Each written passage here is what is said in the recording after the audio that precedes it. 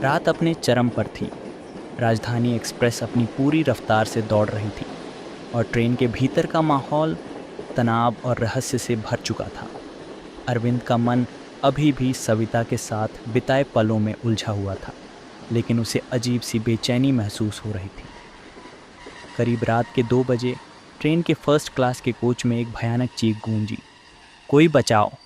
किसी महिला की चीख ने ट्रेन के सन्नाटे को चीर दिया। अरविंद अपने केबिन से बाहर निकला और देखा कि कोच के दूसरे छोर पर हलचल मची हुई है। यात्री अपनी केबिन के दरवाजे खोलकर बाहर झांक रहे थे। सविता के केबिन के पास ट्रेन अटेंडेंट और कुछ यात्री जमा हो चुके थे। क्या हुआ? अरविंद ने पास खड़े एक आदमी से पूछा। किसी औरत के केबिन से चीख आई थी। अटेंडेंट अंदर जाने की कोशिश कर रहा है, आदमी ने जवाब दिया। अरविंद के दिल की धड़कन तेज हो गई।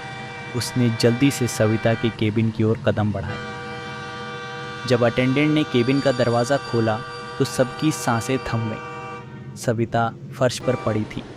उसके गले पर खून के निशान थे और उसकी आंखें खुली हुई थीं, लेकिन उनमें कोई जान नहीं थी। ये तो मर चुकी है, अटेंडेंट ने कांपती आवाज़ में कहा। अरविंद ने एक कदम पीछे लिया। उसकी आंखें उस दृश्य से हट नहीं रही थीं। यह वही औरत थी जिसके साथ कुछ घंटे पहले उसने अपना समय बिताया था। यह कैसे हो सकता है? उसने खुद से बुदबुदाया। तभी ट्रेन के दूसरे हिस्से से इंस्पेक्टर देव राठौर वहां पहुंच गया। उसने तुरंत हालात को संभालने का काम शुरू किया। सभी यात्री अपने अपने केबिन में लौट जाएं। ये केस अब मेरी जिम्मेदारी है, देव ने कठोर आवाज़ में कहा। देव ने सविता के शव का मुआयना किया। गला घोंटा गया है, लेकिन यहाँ कोई संघर्ष के निशान नहीं है। यह हत्या जानबूझकर की गई है, उसने कहा। देव की नज़रें पूरे केबिन में घूमीं। वहाँ एक कागज़ का टुकड़ा मिला जिस पर लाल रंग से कुछ लिखा था। यह शुरुआत है। देव ने अरविंद को सविता के केबिन के बाहर खड़ा देखा। उसकी आंखों में डर और घबराहट साफ झलक रही थी। आप कौन हैं और यहाँ क्यों हैं? देव ने कड़क आवाज़ में पूछा। मैं अरविंद मल्होत्रा। ये महिला, मैं इसे जानता था, अरविंद ने झिझकते हुए कहा। देव ने उसकी बात सुनी, लेकिन उसकी निगाहें अरविंद के कपड़ों पर थीं। उसकी शर्ट के कॉलर पर हल्का खून का निशान था। ये खून कैसे लगा? देव ने संदेह भरी नज़रों से पूछा। अरविंद एकदम से चुप हो गया। उसे कुछ याद नहीं आ रहा था। मुझे नहीं पता, शायद मैंने गलती से छुआ होगा, उसने बचाव करते हुए कहा। देव ने उसकी बात पर यकीन नहीं किया।